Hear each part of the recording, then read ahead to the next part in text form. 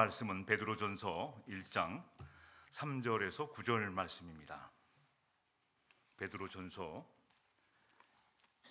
1장 3절로 9절까지 말씀을 봉독해 올릴 때 살아계신 하나님의 음성을 듣기를 바랍니다. 우리 주 예수 그리스도의 아버지 하나님을 찬송하리로다. 그의 많으신 긍휼대로 예수 그리스도를 죽은 자 가운데서 부활하게 하심으로 말미암아 우리를 거듭나게 하사 산 소망이 있게 하시며 썩지 않고 더럽지 않고 쇠하지 아니하는 유업을 있게 하시나니 곧 너희를 위하여 하늘에 간직하신 것이라. 너희는 말세에 나타내기로 예비하신 구원을 얻기 위하여 믿음으로 말미암아 하나님의 능력으로 보호하심을 받았느니라. 그러므로 너희가 이제 여러 가지 시험으로 말미암아 잠깐 근심하게 되지 않을 수 없으나 오히려 크게 기뻐하는도다. 너희의 믿음의 확실함은 불로 연단하여도 없어질 금보다 더 귀하여 예수 그리스도께서 나타나실 때에 칭찬과 영광과 존귀를 얻게 할 것이니라. 예수를 너희가 보지 못하였으나 사랑하는도다. 이제도 보지 못하나 믿고 말할 수 없는 영광스러운 즐거움으로 기뻐하니 믿음의 결국 곧 영혼의 구원을 받음이라. 아멘.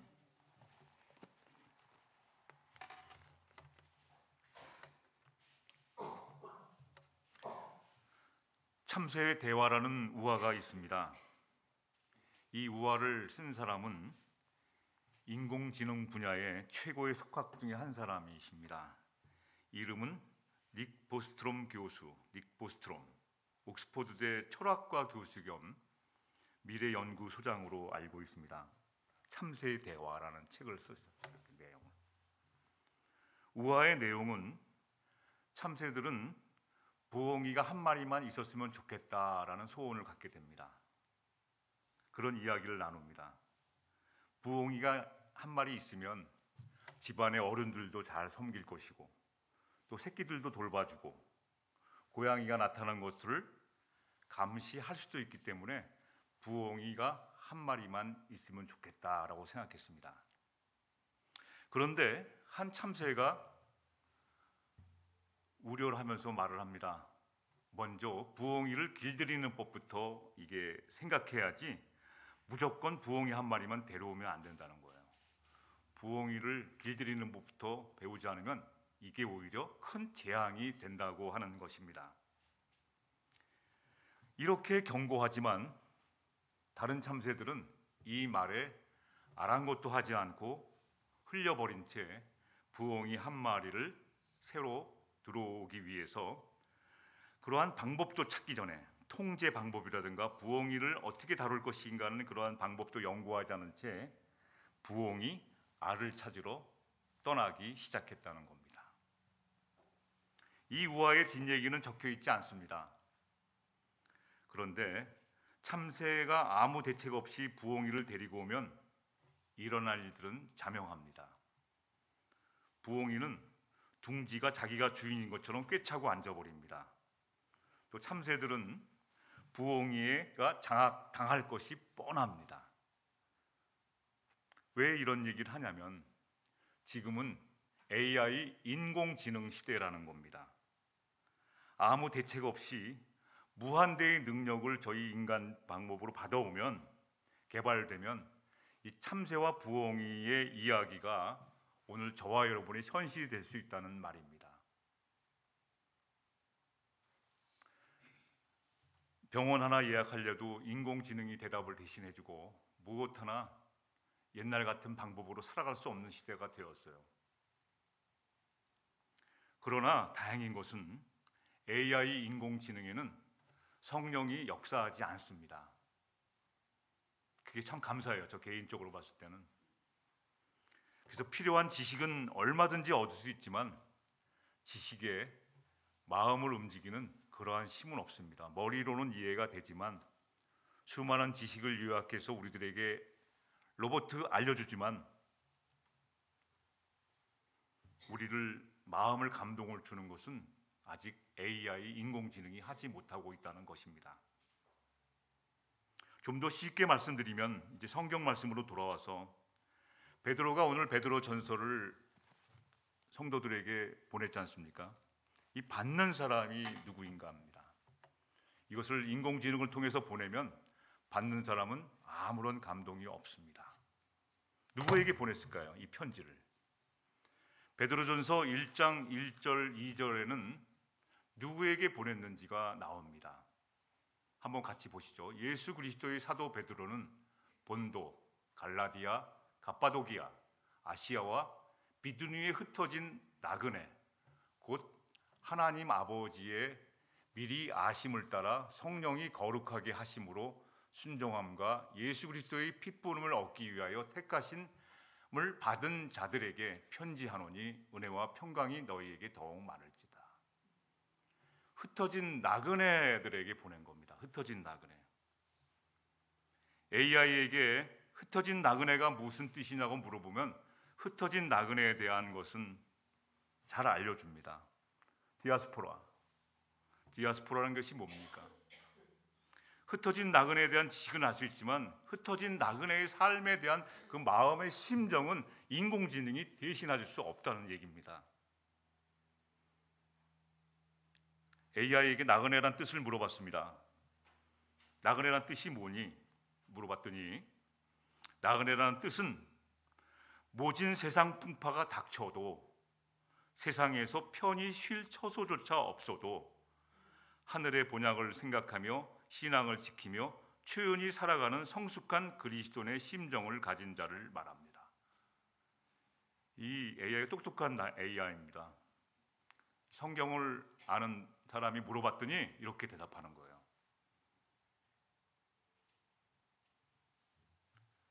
히브리서 11장 13절 14절 말씀 보실까요? 현대인의 성경으로 우리 같이 한번 보시죠. 우리의 조상들, 믿음의 조상들은 어떻게 살았냐면 같이 한번 읽어보시겠습니다. 시작. 이 사람들은 모두 믿음을 따라 살다가 죽었습니다. 그들은 약속된 것을 받지 못했으나 그것을 멀리서 바라보고 기뻐했습니다. 그리고 그들은 이 세상에서 잠시 머무는 나그네에 불과하다는 것을 고백했습니다. 이와 같이 그들을 찾고 있는 고향이 따로 있다는 것을 보여주었습니다.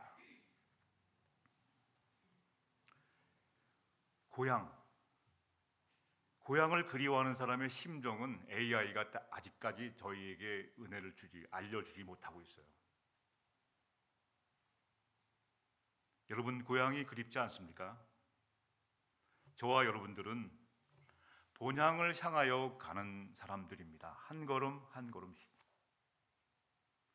본향에는 그냥 빈손으로 갈 수가 없어요. 물론 빈 마음으로 간다고 그럽니다. 그러나 본향에는 부활 신앙을 가지고 가셔야 합니다.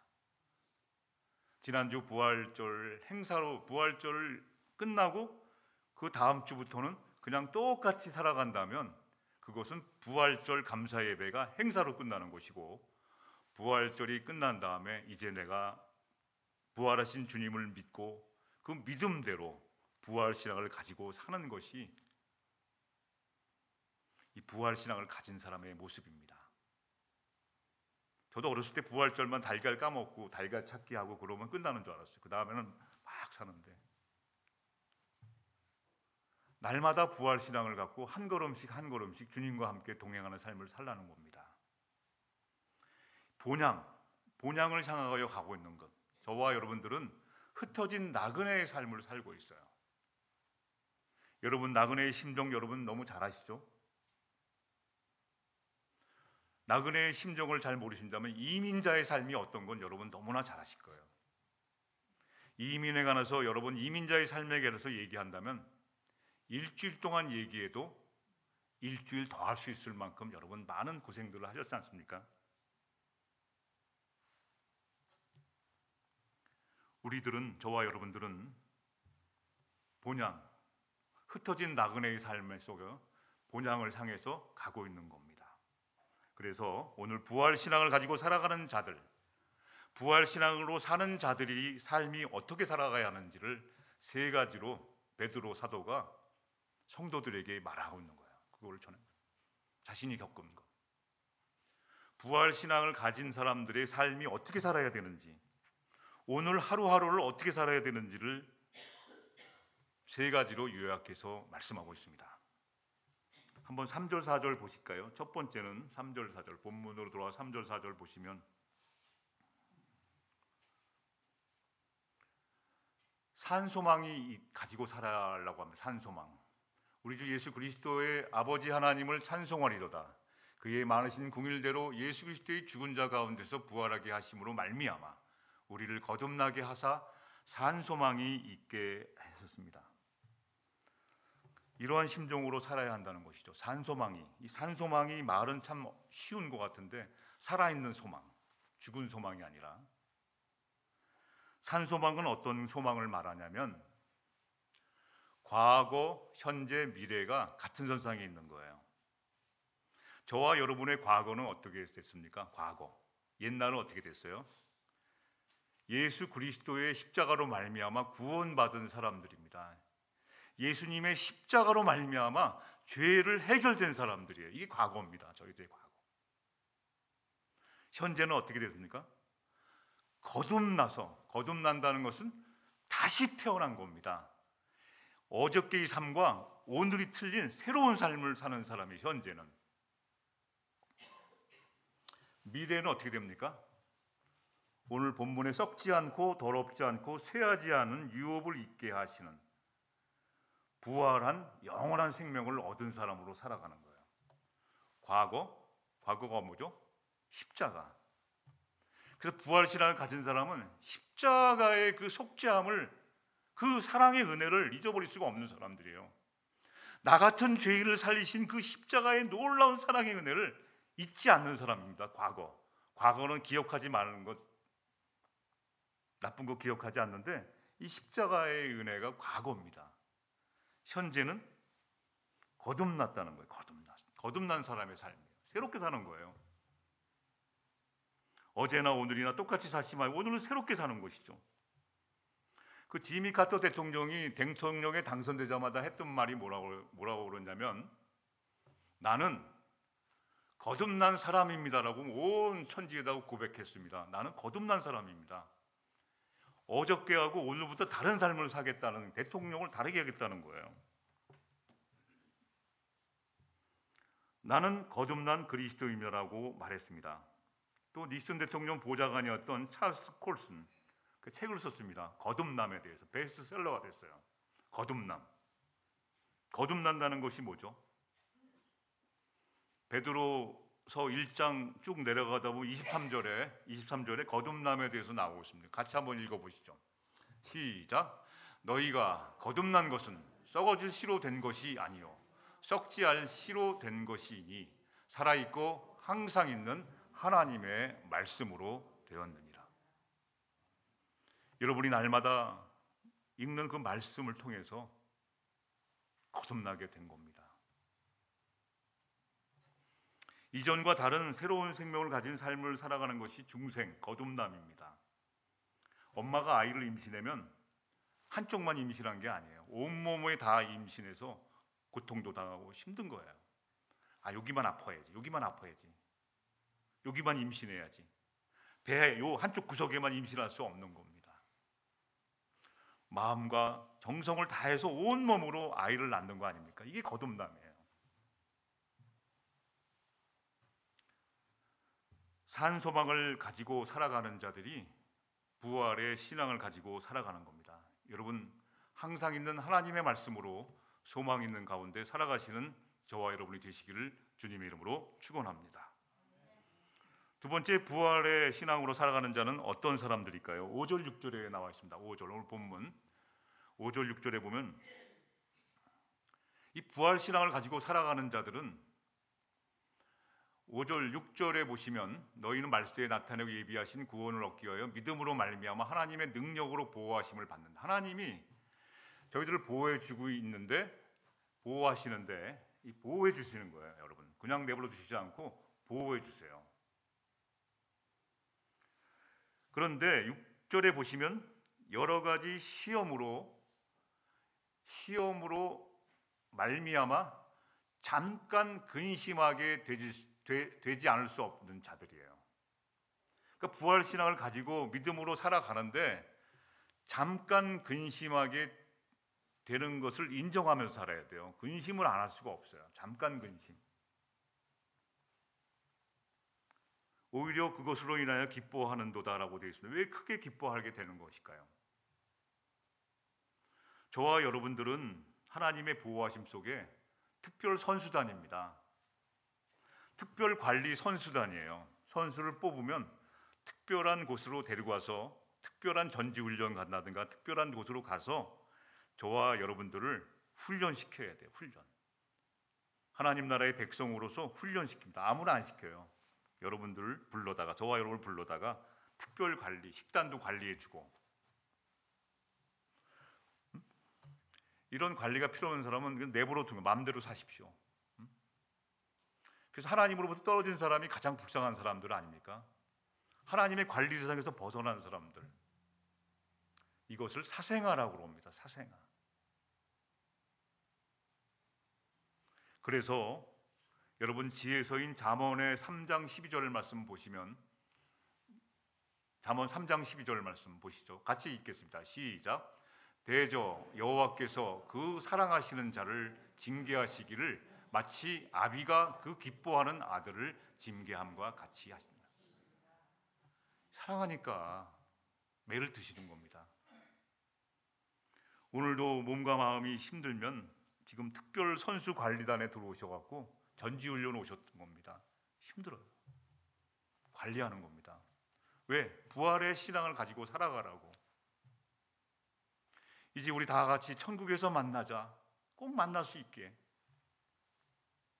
영원한 생명을 너희에게 주었다고 약속했으니 그 영원한 생명을 꼭 너희들이 가지고, 우리들이 가지고 다시 만나게 될 그날까지 기뻐하는, 크게 기뻐하는 거예요. 그러니까 오늘의 이 어려움은 잠깐 근심이에요. 그러니까 잠시 후에는 크게 기뻐하는 날이 온다는 것이죠. 아버지가 사랑하는 아들을 이게 징계하는 것 같다는 거예요.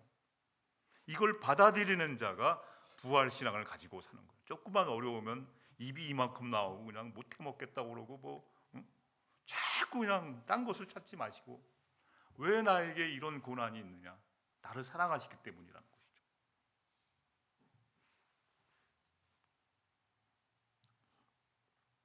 잠깐 근심을 받는 자들입니다. 잠깐. 지금 전지훈련 오셔갖고 나그네 인생, 흩어진 나그네 인생길에서 잠깐 고난을 받고 있는, 훈련을 받고 있습니까? 여러분을 훈련시키고 날마다 잔소리처럼 얘기하고 또 얘기하고 또 얘기도 안 듣잖아요. 모세가 이스라엘 백성에게 40년 동안 얘기해도 이스라엘 백성은 듣지 않았어요. 하나님이 구약 성경에 엄청난 시간을 들여서 말씀했는데 백성들은 듣지 않았어요. 그래서 신구약 중간사가 말라기서하고 신약 성경 시작하는 마태복음 사이에 그 공백 기간이 몇 년인 줄 아세요? 몇 년? 400년이에요. 400년 동안 하나님이 아무런 말을 안 했어요. 나 너희들하고 날마다 저희들에게 음성을 들려주시고 보호해 주시고 지켜주시고 말씀해 주셨는데 안 알아들으니까 잠깐만 어려움이 닥치면 그냥 물 내놓으라, 뭐 내놓으라, 뭐 해주세요, 뭐 해주세요, 그냥 불평만 할 줄 알았지, 원망만 할 줄 알았지. 하나님이 그 사랑하시는 자식을 징계하셔서 훈련시켜서 영원한 생명을 얻게 하는 그 놀라운 부활의 신앙, 그것은 아랑곳도 하지 않았다는 것이죠. 그래서 베드로 사도는 여러 가지 시험으로 말미암아 잠깐 근심을 기뻐하는 자들이 부활 신앙을 가지고 살아가는 자라고 말하고 있는 겁니다. 자, 끝으로 7절부터 9절까지 보면 어떠한 자들이 부활 신앙을 가지고 있는 자들일까요? 영혼의 구원을 받은 자입니다. 9절이 이제 결론입니다. 결론. 영혼의 구원을 받은 자. 너의 믿음이 확실하면 불로 연단하여도 없어질 금보다 더 귀하다는 거죠. 금보다 더 귀한 그 믿음을 가지고 있는 사람들이에요. 저와 여러분들은 만만한 사람들이 아닙니다. 오늘 어려움이 닥쳐서 쓰러질 사람들이 아니에요. 주님의 보호하심 속에서 금보다 불로 단련해도 금보다 더 귀한 믿음을 가지고 있는 사람들입니다. 그래서 예수 그리스도가 나타나실 때 칭찬과 영광과 존귀를 다 얻게 하실 사람들이 저와 여러분이라는 사실이에요. 이게 믿음입니다. 그래서 다음 절 보시면 예수를 너희가 보지 못하였으나 사랑하는도다. 저희는 예수님을 보지 못했어요. 그러나 말씀을 믿음으로 부활하신 그 증인들의 얘기를 말씀을 봄으로 사랑하게 되온 것이죠. 이것이 성령님이 저와 여러분들의 마음을 움직여서 해주는 거예요. 예수님을 사랑하는 것 어떻게 하나요? 인공지능에다 물어보면 알려줍니다. 자자자자 해갖고 모든 자료를 뽑아주지만 보이지 않는 예수님을 저희가 사랑하는 것, 하나님 사랑하는 것, 저희 마음을 움직여서 역사하시는 것은 역시 하나님이신 성령님이 저와 여러분의 마음을 움직이는 겁니다. 이제도 보지 못하니 믿고 말할 수 없는 영광스러운 즐거움으로 기뻐하니라. 보이지 않는 거예요. 천국 가본 사람이 없어요. 그러니까 말씀대로 믿고 기뻐하는 거예요. 영광 날이 올 거. 흰옷을 입은 천사와 하나님 보좌의 앞에서 우리 함께 찬송 부를 그날이 오길 아직 가보지도 않고 말할 수 없지만 그 믿음으로 영광스러운 즐거움으로 기뻐하는 겁니다. 9절 보시죠. 믿음의 결론은 영원 구원을 받았다는 거예요. 오늘 말씀을 결론 짓겠습니다. 믿음을 지킨 자들에게는 구원이 있다는 겁니다. 믿음을 지킨다는 것은 하나님과 나 사이에 의리가 있다는 거예요. 의리. 이 의리라는 말은 깡패가 쓰는 용어가 아니에요. 조폭들이 쓰는 용어가 아니라니까요. 저도 최근에 의리라는 말을 굉장히 많이 씁니다. 나는 너를 버리지 않겠다. 나는 너를 떠나지 않겠다. 이게 의리예요. 하나님과 우리는 고상한 말로 신앙이라고 하지만 의리가 있어야 돼. 의리. 믿음을 지킨다고 하는 것은 하나님과 나 사이에 의리가 있다는 거예요. 나는 하나님을 떠나지 않겠다. 어려움을 당하는데 떠나는 거 그것이 아니라 의리가 있는 거예요. 의리. 믿음을 지킨 자들에게는 구원이 있다는 것은 사실 성경의 핵심 주제이기도 합니다. 구원하다는 말이 여러분 잘 아시겠지만 무슨 뜻인가요? 구원하다는 말은 위험하고 위협적인 상황에서 나를 구출시켜 놓은 겁니다. 죽을 뻔했다 살아난 거예요. 권투 경기에서 심판이 노가웃 됐잖아요. 되기 전에 종이 땡땡땡 울려갖고 어떻게 됩니까? 선수가 뭐래요? 종소리가 나를 살렸네. 하마터면 다운돼갖고 끝날 뻔했는데 이게 구원받았다는 거예요. 구원이란 어떤 재앙으로부터 벗어나는 것을 의미합니다. 성경에서 구원은 무슨 의미일까요? 죄에서 씻김을 받았다는 것이 구원입니다. 그래서 죄가 씻어지니까 예수 그리스도로 말미암아 어떻게 됩니까? 하나님과 원수된 관계에서 화해하게 된 겁니다. 하나님과 친밀한 관계가 된 거예요. 이게 구원받았다는 거예요. 그래서 구원받은 저와 여러분들은 날마다 주님 손잡고 한 걸음 한 걸음 걸어가면서 주님과 동행하면서 어려운 얘기, 하소연 하나님한테 다 하는 겁니다. 힘든 얘기 주절주절 다 하는 겁니다. 그렇게 많은 말을 한다는 것은 우리들이 마음이 상했다는 거거든요. 그 상한 마음을 하나님이 받으시고 어떻게 되세요? 기뻐하세요. 구원은 과거 얘기입니다. 십자가의 은혜로 말미암아 구원 받았는데 현재는 거듭났다고 그랬잖아요. 현재는 그래서 하나님이 보호해 주시고 새로운 삶의 새로운 길로 진리의 말씀과 생명의 길로 우리를 인도했어요. 현재는.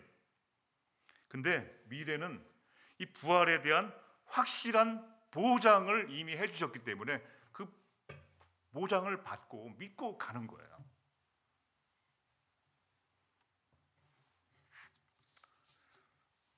부활 신앙으로 사는 저와 여러분, 우리 속에 착한 일을 시작하시는 것은 그리스도 예수의 날까지 반드시 이루어집니다.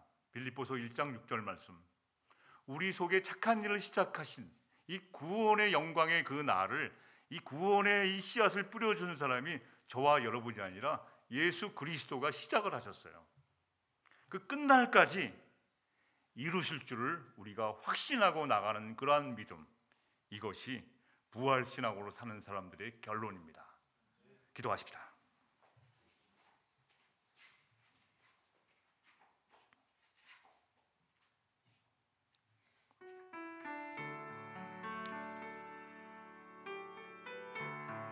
여러분, 아무리 힘들고 어렵고 가난해도 이 부활신앙으로 살기를 원합니다. 오늘 들은 말씀과 함께 저 본향을 향하여 부활신앙 가지고 살게 해달라고 들은 말씀과 함께 잠시 기도하는 시간 갖겠습니다. 기도하십시다.